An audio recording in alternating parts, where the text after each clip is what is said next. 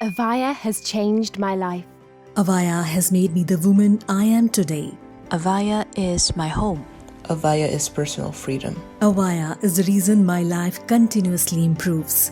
Let everyone in your life know about AVAIYA. Everyone needs to know about this amazing company. Thank you, AVAIYA, for appearing in my inbox. What ALLEN and Ande Anderson have created at AVAIYA is what the world needs. Hello, AVAIYA family. I'm Ande Anderson. My partner, ALLEN, and I are teachers, mentors, and the co-owners of AVAIYA University. AVAIYA is the creator of over 1,000 books, films, courses, teachings, and other supportive resources. Thank you so much for joining us. Our fellow teacher, Laura Charanza, is with us today to talk about damage undone, getting past the heartbreak of narcissistic abuse. Laura was raised by a narcissist, then married one and stayed with him for many years. After surviving years of narcissistic abuse, Laura dedicated her life to helping other survivors. She has since published 2 books, including an Amazon #1 bestseller, and developed a YouTube channel with Dr. Les Carter. The channel has 500,000 subscribers with over 50 million views. And Laura lives in the Dallas area with her teenage son and her 2 Labradoodles. Welcome to AVAIYA, Laura. Oh, thank you, Ande. It's so good to be here. Yeah, so good to have you. And I would love it if you have obviously quite a history with narcissistic abuse, which has led you to what you do today and helping people, survive and then, obviously heal from their wounds. So could you share a little bit about your childhood and what it was like to be raised by a narcissistic mother? I was, just like you said, raised by a narcissistic mother. Didn't really know what I was facing until I hit my 20s, but my childhood looked like many others who've been raised by a narcissistic parent, especially a mother. She was super critical. The standard always changed. I could never be enough for her. In a healthy relationship, parents meet the needs of kids emotionally, physically, spiritually, and intellectually, and in many other ways. With a narcissistic parent, it's reversed. She was very, very hard on both my brother and me, but especially me as the same-sex child. For example, she always thought I was overweight, and she would sing this song that would go, "Fatty, fatty, 2x4, couldn't get through the open door." So it's no surprise that by the time I was 18, I had full-blown anorexia and was down to 89 pounds. Oh. So that's just a glimpse into what life was like. So then, I get to college, and then you end up marrying, oftentimes, as you probably know, one of your parents. And I married someone much like her, but probably a little more sinister because he was more secretive about his tactics to control me. So, but yeah, that's a glimpse into my childhood, just a glimpse. That's terrible. It's so terrible. And thank you for sharing that so vulnerably with everybody. And I know so many people have had similar, maybe different details, but similar kinds of stories in their upbringings. So what would you say sticks with you as an adult, right after having that kind of abuse as a child? How do I put this? You are conditioned to that. You think that's normal. When you were raised that way, you think that's the way life really is.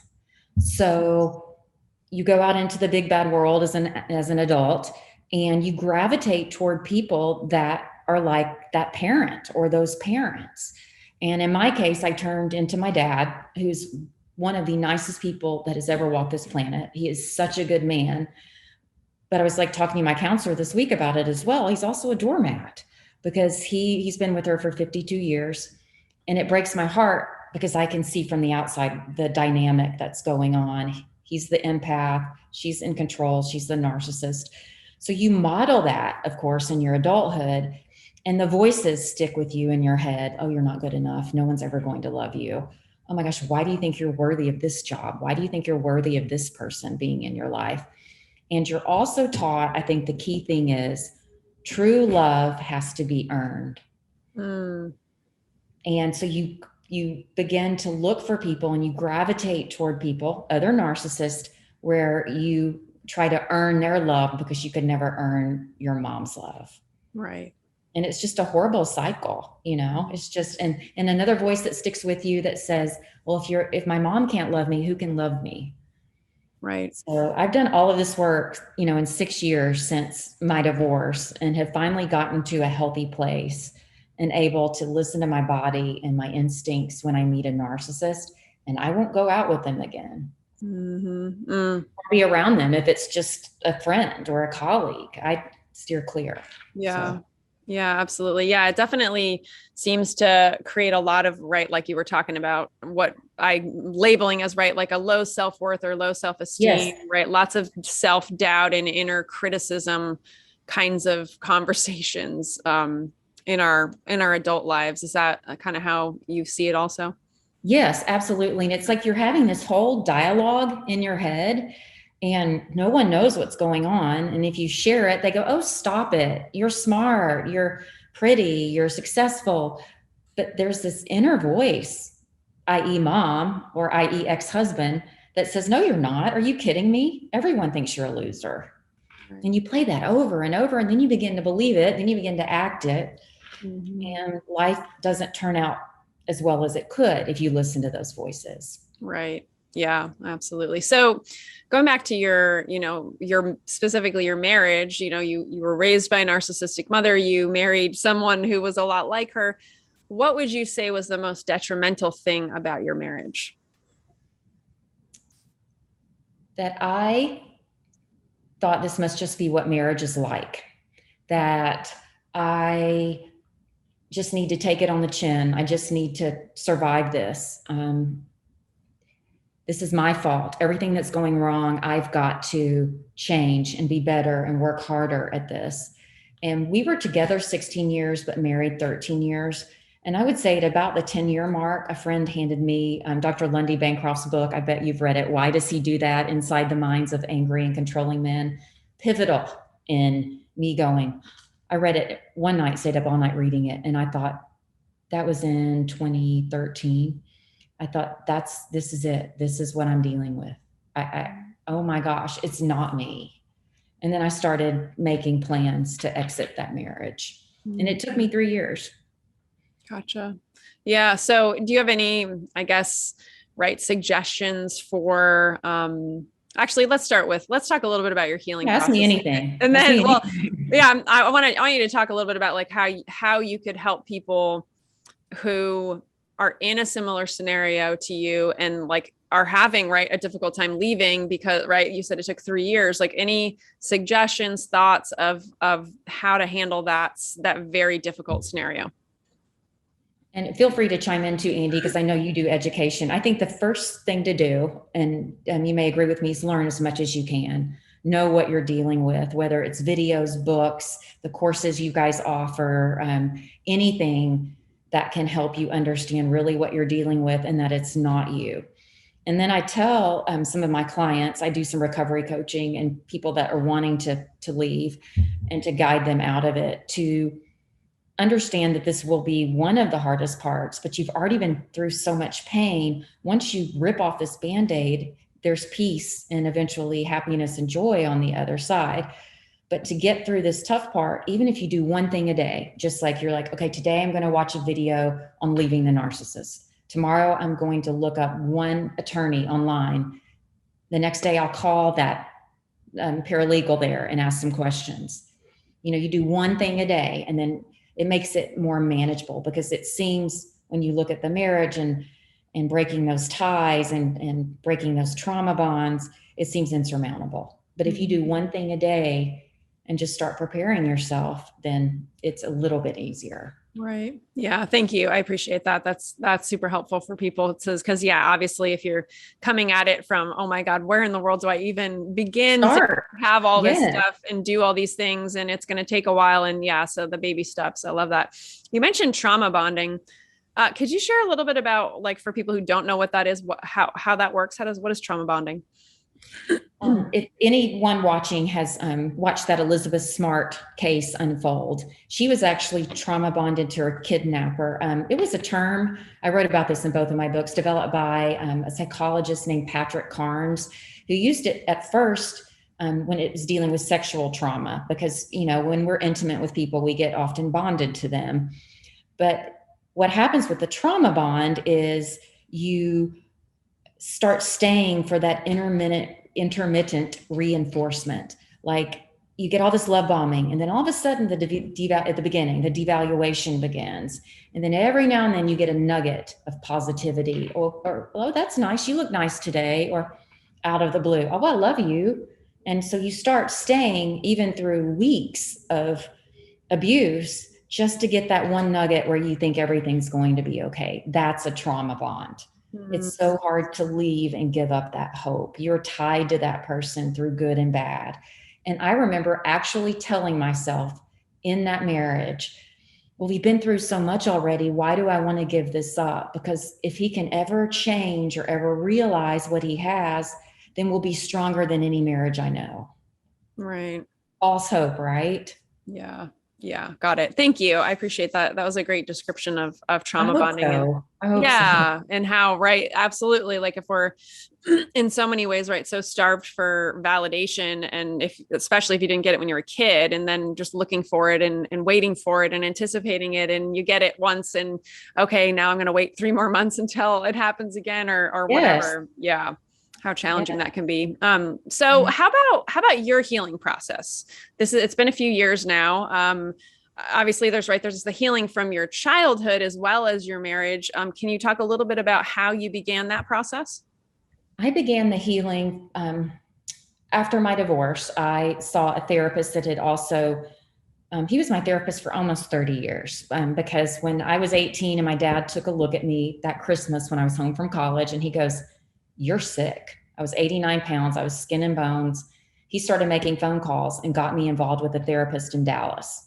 And that's where I live now. So I stayed with Dr. Ray Levy for almost 30 years until recently. Just felt like, okay, I need to switch things up. Hello, Laura. It's been 30 years. And he helped me understand my mother and the damage she'd done. And then we worked on the damage from my ex-husband. Mm-hmm. So that's where I started. The pivotal part for me, Andy, wasn't everyone's different, but I'm a woman of faith, and I worked with a spiritual counselor, and we did some healing work, some spiritual healing work, releasing things to God and the universe, writing letters and burning those letters and getting rid of that pain. And it was transformational for me. That was kind of the last push I needed. And as you know, recovery is not like an end point. It's not linear. You still have good days and bad days. I still have the trigger, the silent treatment. When I feel like someone's giving me the silent treatment, it sends me over the edge. I'm just like, oh, and I have to talk myself, back into a healthy mindset. Right. Yeah. I'm glad you mentioned that, because I think it's as much as we might want it to be, right, this final destination that we cross the finish line and, like a marathon. Yay! Yeah. The balloons go up in the air, whatever. And the tape across your chest and the medal. No, right. No. Yeah. It's just life, the continuous journey and recognizing it's not linear. I love that, because absolutely stages and triggers, right. The big ones for people can keep happening. They certainly do for me as well. And certain things from my childhood that get me. Right. So I totally understand that. So what about, do you still deal with, fallout? I mean, you kind of mentioned this, right, with triggers, but do you still deal with fallout from the abuse itself? Sure. With, just like with that trigger that I mentioned, and I have to really work on the voices inside my head. And, it's funny how my therapist helped me so much. I mean, just years and years of helping me. But then I began to work with a new one, and he gave me another way to look at some changes and some things, and like limiting beliefs. And for example, for anyone who is a believer in any religion, he said, why are you going to take what your mother says about you over what God says about you? And for me, that was an aha moment. And now when I hear that negative voice in my head about anything, work, dating, being a mother to my 15-year-old, I go, stop it. You're just where you're supposed to be, and you're doing the best job you can. Stop it, Laura. Right. Yeah. Yeah. I think it's important to catch ourselves, right. And sometimes those moments, right, when that voice that's really right, the voice of our parent or whatever, but yeah, then it kind of becomes our voice. And yeah, to be able to catch ourselves and be like, not going there. And sometimes I do it out loud, not meaning to, like I'll be in the grocery store, or like out walking or running. I'm like, stop it. And people go, no, I'm just, yes. plug it. Don't worry. I'm having my own internal process. Yeah. Yeah. I'm having a dialogue right now. Yeah. Oh, I love that. Thank you for sharing a little bit more You're about that. welcome. So, we talked a little bit about, right, like how people could take one step a day to leave a toxic relationship. What's your experience, and what, I guess, advice could you give to people who don't want to repeat that cycle again, right? We marry or get partnered often with our parent or with, wounds that haven't healed. And then we often continue to repeat that pattern in other relationships. So how do we stop that cycle? How do we actually cultivate a healthy relationship? So for me, it's three things. Work on your healing as much as possible before you start to entertain other relationships. When you meet someone new, I go into that relationship, whether it's a friend or somebody I potentially want to date long-term, I don't judge them at all. I don't label narcissist or non-narcissist. I wait and see and let them prove themselves. Most people will prove themselves in time. You can see who they really are. Mm-hmm. So, yeah. I mean, that's what I do. Yeah. Yeah. So it's it seems like patience comes into right. play, right? Not right. jumping into right. things and letting it unfold and seeing if it's right, as opposed to grasping, And the third thing is you got to listen to your body. Our bodies tell us so much. I don't know if you've noticed that, and I'd love to hear your answer, but when I'm around a narcissist, my stomach twists, and sometimes truly the hairs on the back of my neck stand up. I have this intuition that goes, run. And I don't take off running, but I just listen to that. Yeah. And I listen to, and sometimes we mistake those for butterflies, but it's not necessarily butterflies. It's your body saying this person isn't safe. Right. Yeah. I love that you mentioned the body, because I love talking about somatics and, how we can tune into that is so important. Yeah. My experience of it is, I'll have the experience of meeting someone new. And, usually because I have my partner, Ike, right. So I'm usually meeting a friend or something like that, or maybe a potential someone to do business with in some way, shape or form. And if I'm with that person and then I leave that scenario, and if I feel sometimes I'll feel depressed or just really or heavy or just my mood has completely shifted from when I started to when I ended. And that to me is always a big red flag. Okay. What, not if and I don't always understand it, right? I don't necessarily have to know what it is about that is giving me that red flag, but that to me is something to pay attention to for sure. Yes, absolutely. Absolutely. So I'm glad that someone else feels like I do, Yeah, definitely. And right. I think of energy vampires when you describe, when you leave someone and all of a sudden your mood has decreased and you don't have the energy. Yeah. I feel that's not a good person to be around for long periods of time. Right. Yeah. Sometimes we have to, if it's someone with work, but gosh, it's just, if we have a choice, no. Yeah. And it's just being cognizant of that and not being aware enough to recognize, wait a second, I was here and I felt really great. And now I feel just crappy or whatever. Right. It's oh, well, why, what happened in that? Where's it coming from? And not to say, oh, it's just me. Exactly. Because if you end up, I have a friend named Holly, and there was one woman who just stopped by her house. We were having this deep conversation. We were growing together and talking about some healing modalities. And this woman stopped by. And then after she left, we felt we just were I said, are you depleted? She goes, yes, that energy was not good. And I was oh, I thought it was just me. And so I think that comes from the narcissistic abuse. It's my fault. I feel depleted. No, it's not. She just sucked all the energy out of the room. Right. Yeah. Yeah. Important stuff. So any other insights you could give people specifically about having a narcissistic mother? I mean, I know so many people have dealt with that, struggle with that. And it's a different relationship than it is with a father or whatever, right? And especially if you're a woman, your mother, daughter, right? That relationship being narcissistic, insights you can share with people who are struggling with, I guess, healing from that. And also, right. Maybe continuing to have a relationship today with someone, their own parent that is that way. Remember, it's not your fault. You got robbed.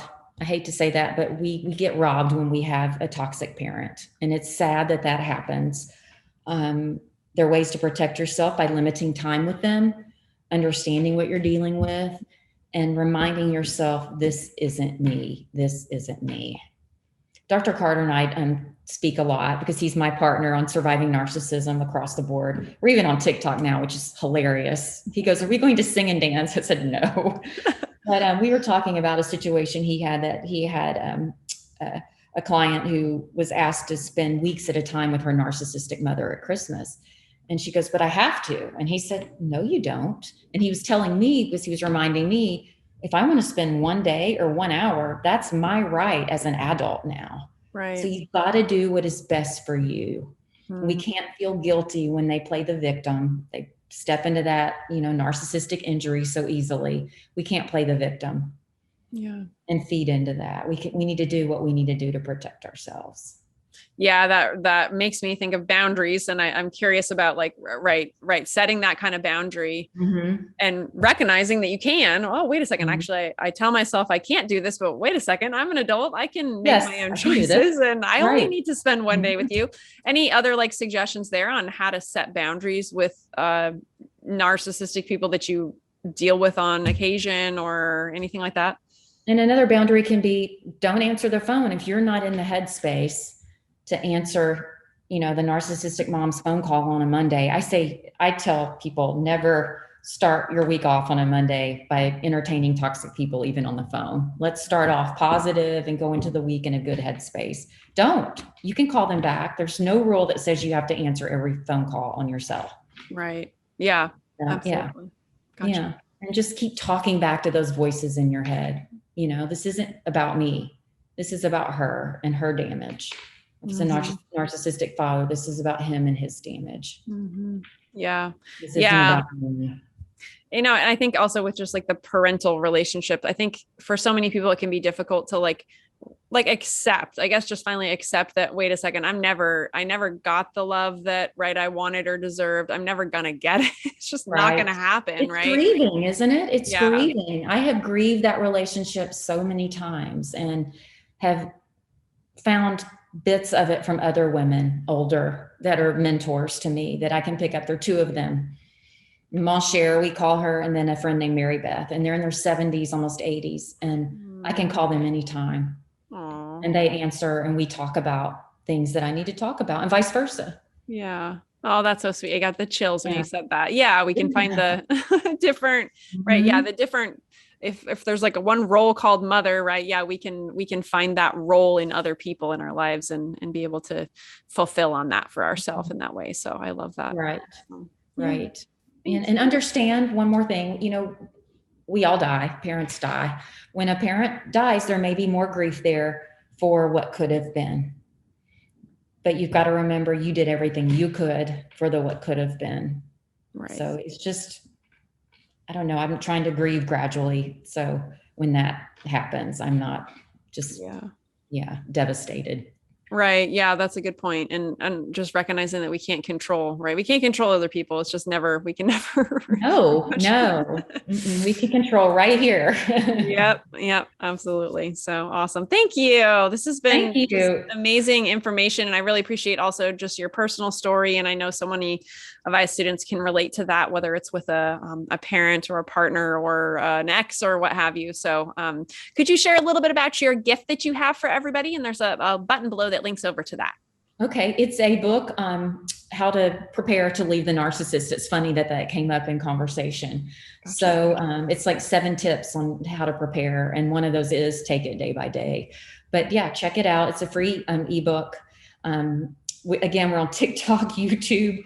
You can find us on almost every social media platform now, which is hilarious with Dr. Carter and me. So we're just not used to it. So I love that. Well, I expect the next time I'm on TikTok to see you guys do some kind of dance. I mean, come on. Yeah, I know. No, thank you. No one would ever watch again. It's so bad. Oh my goodness. Well, thank you. Any last insights? Anything else you want to leave people with? No, I just really appreciate what you do.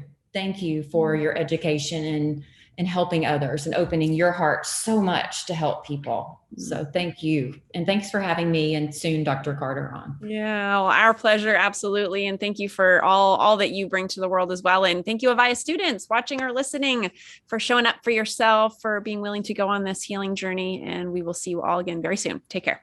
Hey, everyone. Thank you so much for joining us for this latest class with Laura Charanza. She talked with us today about damage undone, getting past the heartbreak of narcissistic abuse. I absolutely love Laura. I am so grateful that she was able to share her very personal story today of being raised by a narcissistic mother and all of the damage that did to her psyche over the years. And then obviously going on to be with a narcissistic partner and then being able to get out of that relationship and heal and be able to share this really amazing healing information with all of you. So I really appreciate her for that. And I think one of the big take-home messages for me in this conversation is just recognizing once again that healing is not linear.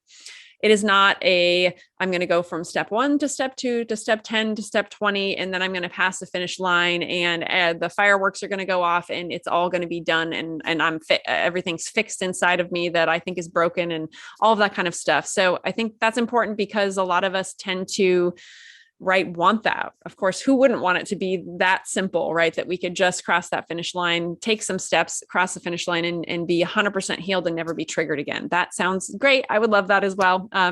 But that is generally not the case. And just give yourself a break if you're on this journey and it tends to go up and down like a roller coaster, right? Instead of this steady, straight line, linear journey, you got your ups and you got your downs and your good days and your bad days. And just recognizing that is what makes you human. And we are all here to support you. And thank you again so much for tuning in. We'll see you again soon. Take care.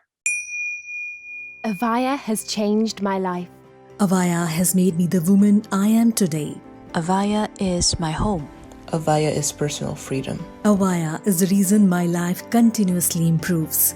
Let everyone in your life know about AVAIYA. Everyone needs to know about this amazing company. Thank you, AVAIYA, for appearing in my inbox. What ALLEN and Ande Anderson have created at AVAIYA is what the world needs.